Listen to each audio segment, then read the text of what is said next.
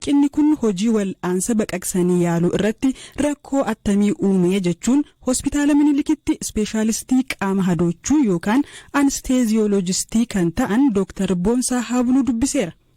Wiixata torban darbeeraa jalqabee guyyaa 8 hojiin dhaabbateera.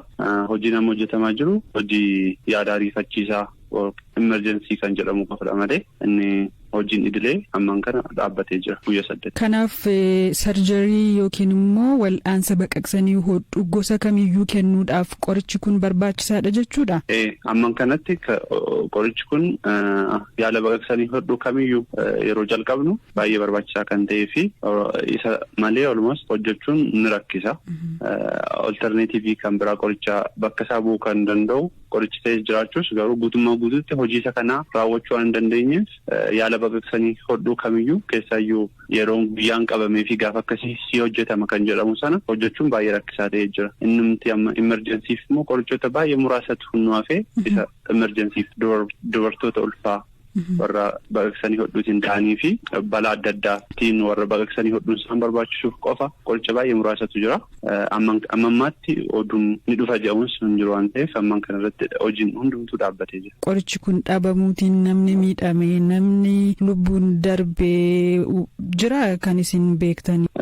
Miidhaa yeroo jennu isa dhabuurraa kan ka'e ammaan kanatti warra emergency jedhaman yaala ariifachiisaa warri isaan barbaachisu hedduuf isaaniif kaawwatame waan taa'ee jiruuf qorichoonni muraasan nu hafan isaaniif waan ta'ee jiruuf balaa akkasii kan geessisu hin jiru garuu dhukkuboonni dafanii wal'aansa argachuu qaban ariifachiisaa osoo hin ta'in idileemaatiin hojjetamuu qabu isaan dhaabbatanii jiru waan ta'eef namoonni hedduu as turuurraa kan ga'e magaalaa gurguddaa iddoo namoonni hedduun kan dhufan bakka adda addaa baadiyyaarraas waan ta'eef tartiiba isaan eegan sunis durumayyuu dheeraadha. Iddaan immoo qorichi kun dhabamuurraa kan ka'e guyyaa 2-3 torban tokkos gaafa hojiin dhaabbatu tartiiba inni namoonni eeguu qaban sun dabalaa deema sanarraa kan ka'e ikoonomikaalii namni miidhama dhukkuboonni hedduunis yeroo isaatti baqaqsanii hodhuun otoo raawwatamuu danda'u yoo hojjetamiin hafe inni sunis rakkoo irra isaan geessisuu danda'a. Amma irratti garuu sababa isaatiin waan hin dhageenye qabu sababa sanaatiin balaan uumame yookiin namni du'e. Warri jiran bakka bu'uu danda'u balaarraa ooshuu yookiin immoo hamma dhufutti kan isin eegsisuu danda'anidha warri qorichoonni warri hafan warri jiran. Qorichi bakka isaan bu'uu danda'an jiru isaaniitiinis itti fufuun ni danda'ama garuu dhukkuboota gosa tokkoof qorichi namni jedhe kun guutummaa guutuutti barbaachisaadha.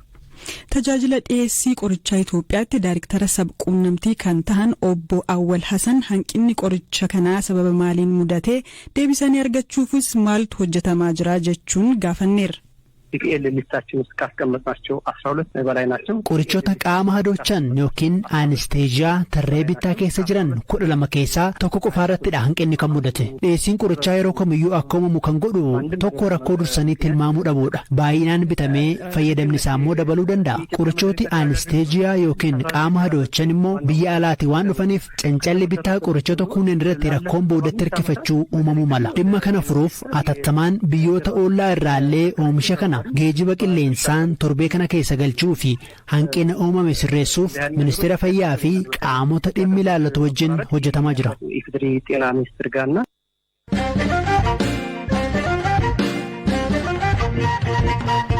Magaalaa Finfinnee bulchiinsa Lammii Kuraatti shamarreen dararaa warra manaa baqachuun gamoo darbee arfaffaarraa kufte amma fayyummaan ishee haala gaariirra jira jechuun poolisiin hime.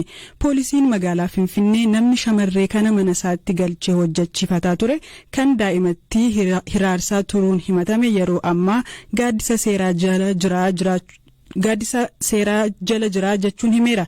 Waan shamarree kana mudate irratti namoota ijaan argan poolisii fi waajjira dhimma daa'immaniif dubartootaa irraa namoota dubbisnee gabaasa qindeessineerraa Hamza Hussein.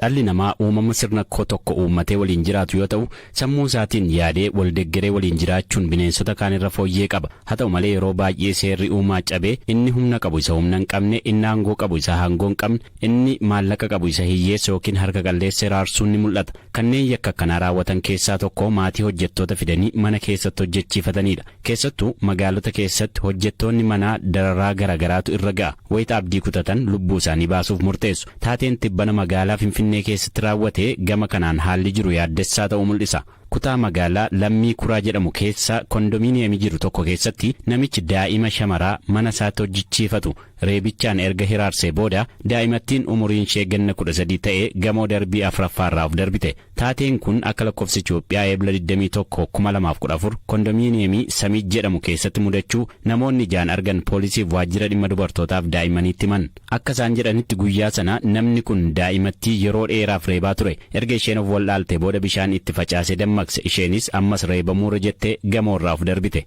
Daa'imattiin baaxii suuqii gamoo jala jiru irratti kan kufte yoo ta'u namoonni naannoos kaasanii hospitaala Yekkaatit 12 jedhamutti geessan. Hanga gabaasni kun qophaa'utti daa'imattiin lubbuun jirti.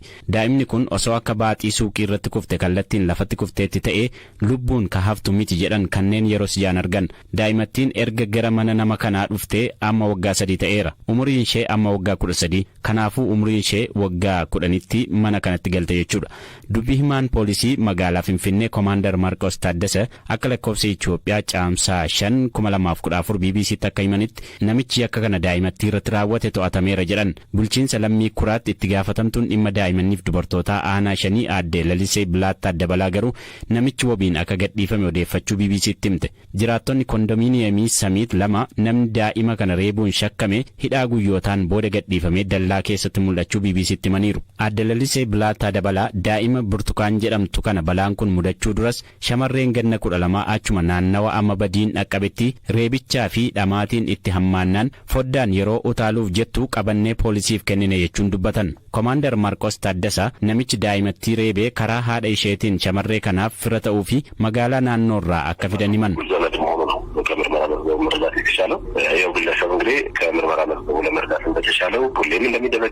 Yeroo adda addaatti akka ishee reebus shamarreen kun poolisiitti himuu dubbataniiru. Yeroo ammaa Burtukaan hospitaala Yekkaatit 12 keessaa bahuun adaadoo ishee bira akka jirtu ibsanii fayyaan ishee haala gaariirra akka jirus odeeffannoon isaan dhaqqabuu himaniiru.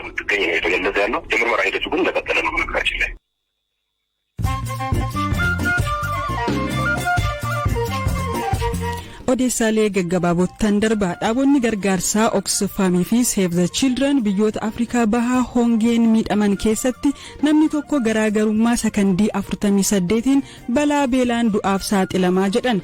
Gabaasa har'a baasaniin balaawwan akkanaa hambisuun otoo danda'amu hamma yoonaa qolachuun akka hin danda'amnes himaniiru. Boolli baay'ee guddaa fi ajaa'iba jedhame lafa balaan baala sammuu hadoochan Meeksikoo irraa gara Ameerikaatti ittiin dabarsan argame. Aangoonni Ameerikaa boolli lafa jalaa kun jiraachuu erga mirkaneeffatanii booda dhoksaatiin hordoffii taasisaa jiru. Odeessaaleen gaggabaaboo kanuma.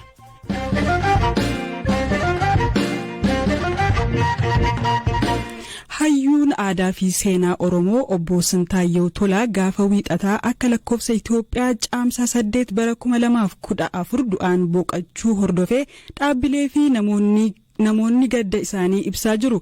Obbo Sintaayyoon sirna gadaa dhaabbata UN UNESCOodhaan hambaa kiliyyaa dhala namaa ta'uun akka galmaa'u gumaacha olaanaa taasisuun maqaan isaanii ni eerama. Sirni awwaalcha obbo Sintaayyoo guyyaa har'aa magaalaa Sabbataatti raawwate. Qorataan aadaa fi seenaa kun akkamiin yaadatamu? Daayiriktarri Inistituutii Qorannoo fi Qoonnoo Oromoo obbo Dirribaa Tarrafaa obbo Sintaayyoo akkanaan ibsu. Namni kun nama hayyuudha, hayyuu seenaati. Nama seenaa barate. Digirii tokkoffaa, digirii lammaffaa isaa seenaadha kan inni barate. Seenaadhaas barsiisaa kan ture jechaadha. Seenaa uummata kanaa beeksisuu, sirna gadaa kanaa biyya keessattis biyya alaattis beeksisuu keessatti nama shoora olaanaa qabudha. Akkasuma Irreecha Oromoo irratti illee hojii guddaa hojjechaa turedha. Sirni gadaa hambaa kiliyyaa dhala namaa ta'ee dhaabbata barnootaa saayinsii fi aadaa biyyoota gaamtoomaniitti yookiin UNESCOtti akka galmaa'uuf hojii isaan hojjetan yoomiyyuu uummata Oromoo biratti kan dagatamu miti dubbachuudha. Giddu gala aadaa Oromoo amma magaalaa Finfinneetti ijaarra kana wajjin ol qabatanii yeroo jalqabaatiif dhagaan bu'uuraa ammaa ta'u 1998 ilaalchisee barreeffamootaa fi qorannoowwan adda addaa gaggeessaa kan ture. Nama dhagaa bu'uuraa sun akka kaa'amu gochuu keessattis mootummaa wajjin hojii guddaa hojjechaa turedha dubbachuudhaaf. Meetarii hojiilee isaanii keessaa maxxanfamanii kan uummanni dubbisuu danda'u tarii kan miiltoo isaanii waliin gareedhaan barreessanis ta'uu danda'a ni jiru. Egaa hojii isaan hojjetan akka dhuunfaatti isaan kitaaba dhuunfaadhaan barreessanii waan hin jenne. Kitaabota seenaa nuti barreessine akka waliigalaatti biiroo seektara aadaa fi turizimii jalatti Seenaa Oromoo majaarraa 16ffaa kan jedhu kana. Seenaa Oromoo majaarraa 20ffaa kan jedhu kana. Seenaa Oromoo fi hundeeffama magaalaa Finfinnee kan jedhu kanaa fi seenaa Oromoo fi qabsoo uummata Baalee kan jedhu sirna gadaa Oromoo Machaa kan jedhu kana dabalatee kitaabota hedduu barreessinee jirra. Afaan Oromoo, Afaan Amaaraa, Afaan Ingiliziitiin achi keessa obbo Sintaayoon gareedhaan tiimii sun keessa qindeessuurraa kaasee amma hirmaachuutti hojii guddaa nama hojjetee darbeedha jechaadha. Dhibeeta isaatiin boqachuu isaanii dhageenye sa'aatiiwwan dhumaa maal fakkaatu turan maaltu ta'e? Kan si dhibu obbo Sintaayoo kaleessa hojii hojjennu qabnaa waliin biiroo kootti waliin hojjechaa turre naannoo sa'aatii 4 walakkaa. Asuma kaafteeraa kana keessatti kan si dhibu waliin jireenyaannee turre buna wajjin dhugnee turre. Achi deebi'anii biiroo isaaniitti deebi'anii anis biiroo kootti deebi'ee hojii hojjechaa turre. Daqiiquma 30 booda deebi'anii ijoolleen namamanii nukkubee biiroo isaatti jedhani. Achi fuudhee gara hospitaalaa geessine. Beeta jaataa jechaadha. Hospitaala erga dhaqee boodas dubbachaa ture. Akkas amma daqiiqaa 10 akkas 15 ta'u tilmaama. Laphee koo kana na dhukkubaa jechaa turani. Bariis immoo yeroo maqaa naannoo kaafeedhaa giddu gala aadaa Oromoo turre keessattis sanbataa fi dilbata xiqqoo na dhukkubaa ture. Laphee koo kana na gubaa xiqqoo dadhabaan ture. Giddumaan dhufe naan jechaa ture. Fayyaa turani gaa hin dubbatu hin deemu. Achis gahanii akkasitti na dhukkubaa iddoo kana koo na dhukkubaa dhanii doktoroota faana haasaa turan amma daqiiqaa 15 sanuma booda dadhabaa deemanii. Waggoota 12 oliif obbo Sintaayyoo akka beekan kan himan ogeessi aadaa biiroo aadaaf turizimii Oromiyaa obbo Olaanaa Tashoomaa obbo Sintaayyoon hojii bal'aa hojjetanii garuummoo hanga hojjetan hin dhaadheffamne jedhan. Bara 2002 irraa ka'eeti kan hin beeku.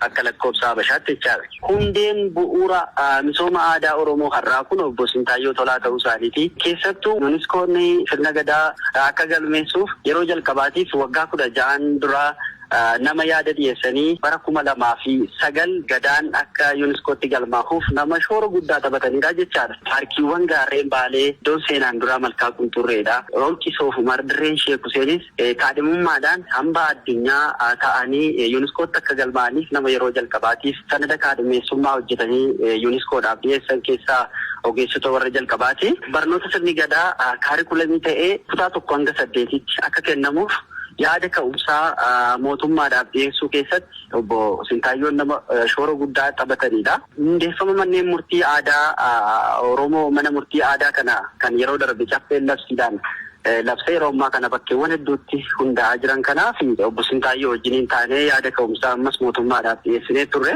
Foorumii irreechaa irratti waraqaa qorannoo yeroo hundaa kan dhiyeessu obbo Sintaayyoodha.